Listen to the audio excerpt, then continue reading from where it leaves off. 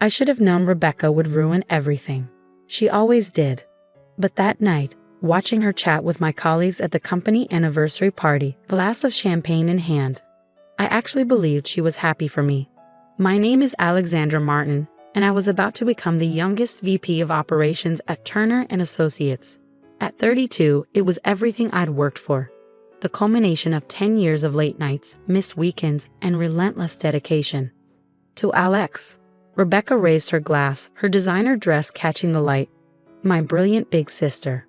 Who would have thought that the girl who used to eat paste in kindergarten would end up here? Everyone laughed. Even my husband David, standing beside me, chuckled at the gentle ribbing. But there was something in Rebecca's smile that should have warned me. A sharp edge beneath the sweetness, like a razor blade wrapped in silk. I'd seen that look before, when she accidentally spilled red wine on my prom dress. When she told my college boyfriend I'd been cheating on him. When she convinced our parents to use my wedding fund for her startup idea instead. But this was different. I was different. At 32, I had finally built something she couldn't touch. A career I'd earned through merit, not manipulation. A marriage built on trust and understanding. I thought I was untouchable. I was wrong. The party was in full swing when I noticed Rebecca had disappeared. David was deep in conversation with some colleagues from accounting, and I was due to give my acceptance speech in 20 minutes. I headed to the ladies' room to touch up my makeup, my mind already on the words I practiced. That's when I heard Rebecca's voice, soft but clear, coming from around the corner. I hate having to tell you this, David, but as your sister-in-law, as someone who cares about you, you deserve to know. I froze, my hand still reaching for the bathroom door. Know what? David's voice was guarded. Rebecca, if this is about Alex. It is. I found something. On her phone. She left it unlocked at lunch last week, and I saw the messages. My heart stopped. What messages? I never left my phone unlocked. And I certainly hadn't had lunch with Rebecca in months. Messages? David's voice had dropped, taking on that quiet intensity I knew so well. What kind of messages? Between her and James, her boss. Rebecca's voice trembled with fake concern. They've been seeing each other for months. The promotion, it's not just about her work performance. The silence that followed was deafening. I wanted to step around that corner, to confront her lies, but my feet wouldn't move. This couldn't be happening. Not again. Not now. I have screenshots, Rebecca continued. I sent them to your phone. I'm so sorry, David. I know this must be devastating. I heard footsteps, David's, walking away quickly. Finally, I forced myself to move, to round that corner and face my sister. She was still standing there, phone in hand, that same sweet smile on her face. When she saw me, her eyes widened in mock surprise. Oh, Alex, I was just destroying my life. I finished for her, my voice surprisingly steady despite the rage building inside me. Again?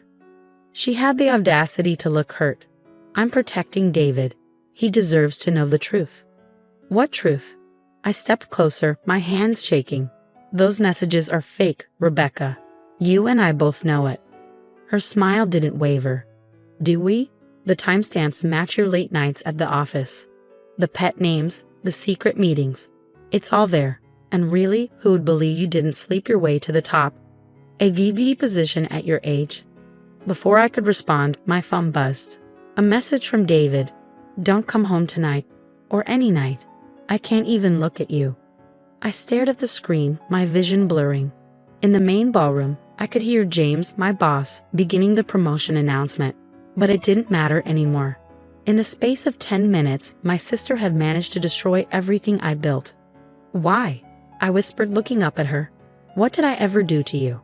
Rebecca's smile finally fell, revealing something darker underneath. You existed, she said simply. You were always the smart one, the successful one, the one everyone admired. Well, not anymore. She brushed past me, her expensive perfume lingering in the air. Better go tell James you won't be accepting that promotion after all. Sexual harassment scandals are so messy. I stood there frozen as my world crumbled around me. In the distance, I could hear applause as James announced my name. But all I could focus on was the message still glowing on my phone screen, and the realization that my sister had finally won. Or so she thought. Because what Rebecca didn't know, what she couldn't know, was that this time would be different. This time, I wouldn't just survive her betrayal. I would make her regret it. The next 5 years redefined everything I thought I knew about survival. The day after the party, I walked into James' office and resigned. His face showed confusion, then concern as I explained that I couldn't accept the promotion. I didn't tell him about Rebecca's lies. The shame was too fresh, too raw. David filed for divorce within a week. The evidence Rebecca had fabricated was thorough: doctored photos, fake text messages, even receipts from hotels I'd supposedly visited with James. My protest of innocence fell on deaf ears. After all, Rebecca was family. Why would she lie? I lost everything in the divorce. Our house, most of our friends, even our dog. David's lawyer painted me as an ambitious climber who'd do anything for success, including betraying my marriage. The irony was bitter. I'd worked so hard to earn everything honestly, only to be branded a cheat. But Rebecca had made one crucial mistake. In her eagerness to destroy my life, she'd forgotten to consider what I might do with nothing left to lose. I left Seattle behind, moving to Boston where an old college friend had connections at Milton and Green, a rising tech consulting firm. Starting over at 32 wasn't easy, but spite is a powerful motivator. I worked harder than ever, channeling my anger into excellence. This time, I was smarter. I kept detailed records of everything: emails, meetings, project successes. I made allies instead of friends, building a network of people who respected my work rather than my personality. And I watched from afar as Rebecca's life played out on social media. She married David 2 years after my divorce. I wasn't surprised. She'd always wanted what was mine. They looked happy in their photos, traveling the world, attending charity galas. Rebecca had finally gotten the life she thought she deserved. But I knew better than to trust appearances. Through my network, I kept tabs on her career moves. She'd started a tech company, SecureShare, using Dad's connections to secure initial funding. The company promised revolutionary blockchain security solutions, and Rebecca played her part well. The dynamic female founder disrupting a male-dominated industry. I almost admired her audacity. Almost. Then came the email I'd been waiting for, though I hadn't known it until that moment. A message from Rebecca herself, arriving late one Tuesday evening as I sat in my corner office at Milton and Green, where I just made partner. Dear Alex, I hope this email finds you well. I know we haven't spoken in years and I understand why, but I'm reaching out because I believe we can help each other. SecureShare is expanding and we're looking for strategic investors for our Series B funding round. Your reputation in the tech consulting world is impressive. I've followed your success from afar and I'm proud of what you've accomplished.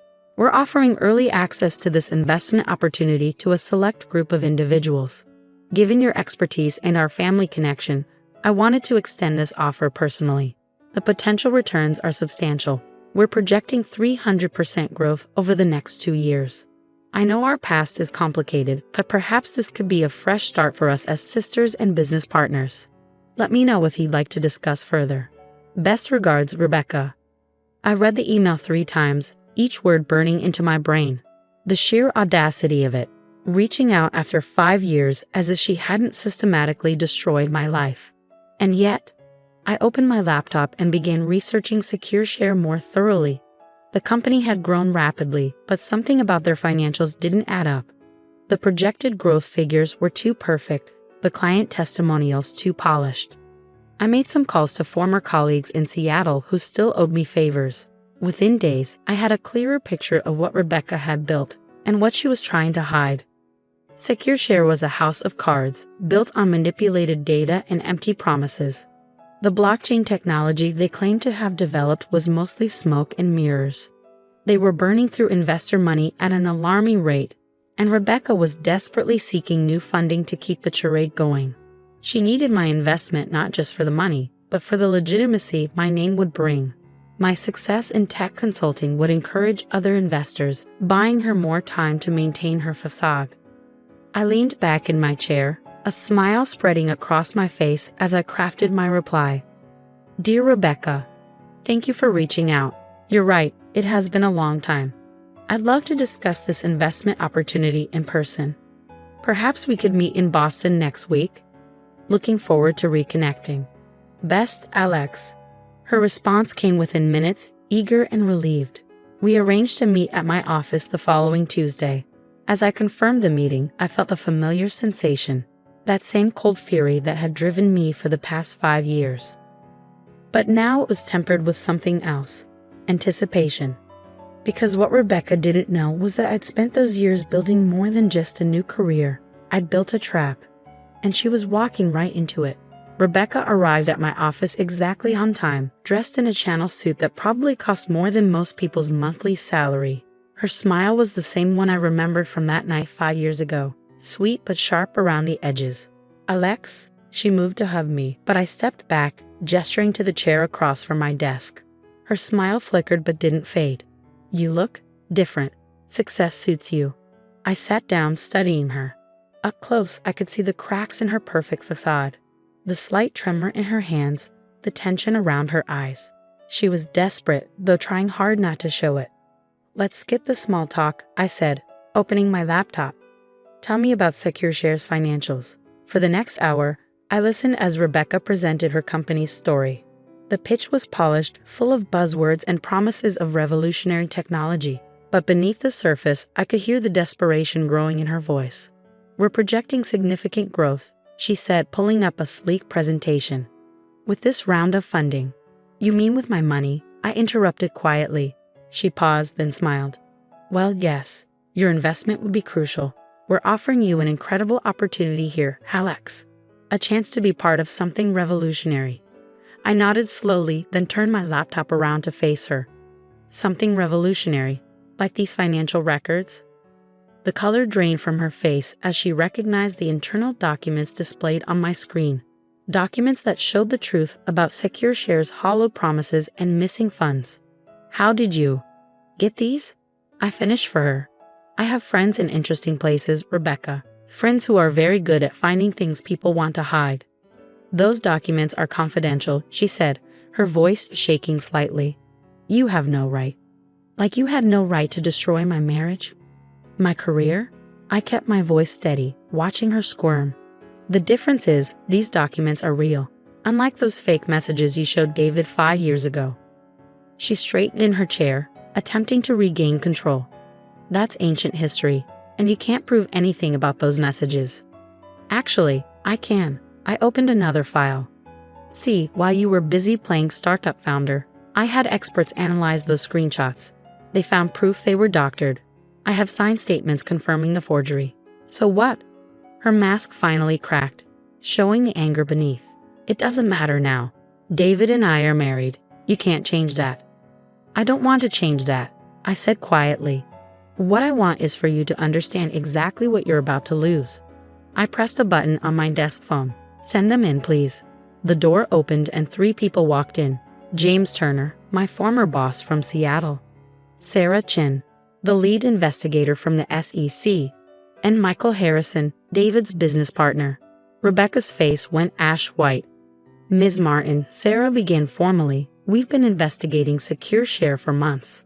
The evidence your sister provided confirms our suspicions of fraud, misappropriation of investor funds, and multiple securities violations." "That's ridiculous," Rebecca stammered, but Michael cut her off. "Save it, Rebecca. I've already spoken to David about this. The firm is severing all ties with SecureShare. We can't risk being associated with fraud." James simply stood there, arms crossed, his presence a reminder of the career she tried to destroy. Rebecca turned to me, her composure completely shattered. "You planned this," she whispered. "All of it. The investment meeting, the investigation." "Yes," I said simply. "Just like you planned to destroy my life 5 years ago. The difference is I didn't have to lie. Your own actions did all the work for me." "I'll lose everything," she said, her voice breaking. "The company, my reputation, David. Now you know how it feels." I stood up, gathering my papers. "The SEC has questions for you. I suggest you answer them honestly, for once in your life." As Rebecca was led away for questioning, I sat back down at my desk, feeling strangely empty. The revenge I'd planned for 5 years was complete, but it brought less satisfaction than I'd expected. Later that evening, as I stood at my office window watching the Boston skyline, my phone buzzed with a text from David. "I just heard about Rebecca. About everything. I'm sorry I didn't believe you back then. I didn't respond. Some bridges, once burned, should stay that way. A week later, the story broke in the business press. SecureShare's collapse was spectacular, taking Rebecca's reputation with it. She faced criminal charges for investor fraud, and David filed for divorce after learning the full extent of her deceptions. I watched it all from a distance, neither celebrating nor mourning. In the end, Rebecca's downfall wasn't really about revenge. It was about justice, about showing her that actions have consequences, that the truth eventually comes to light. My new corner office at Milton and Green felt different after that day. The view was the same, but the weight I'd carried for 5 years had lifted. I'd proven something not just to Rebecca, but to myself, that success built on truth would always outlast success built on lies. Sometimes at night, I still think about that company party 5 years ago, about the sister who thought she could take everything from me. She never understood that by trying to destroy me, she gave me the strength to rebuild something stronger. In the end, Rebecca's greatest mistake wasn't in betraying me. It was in underestimating what I would become because of that betrayal. The last I heard, she had moved back in with our parents, her dreams of success shattered by her own deceptions. Sometimes I wonder if she thinks about that night too, if she regrets the choices that led her here. But mostly, I focus on my own path forward.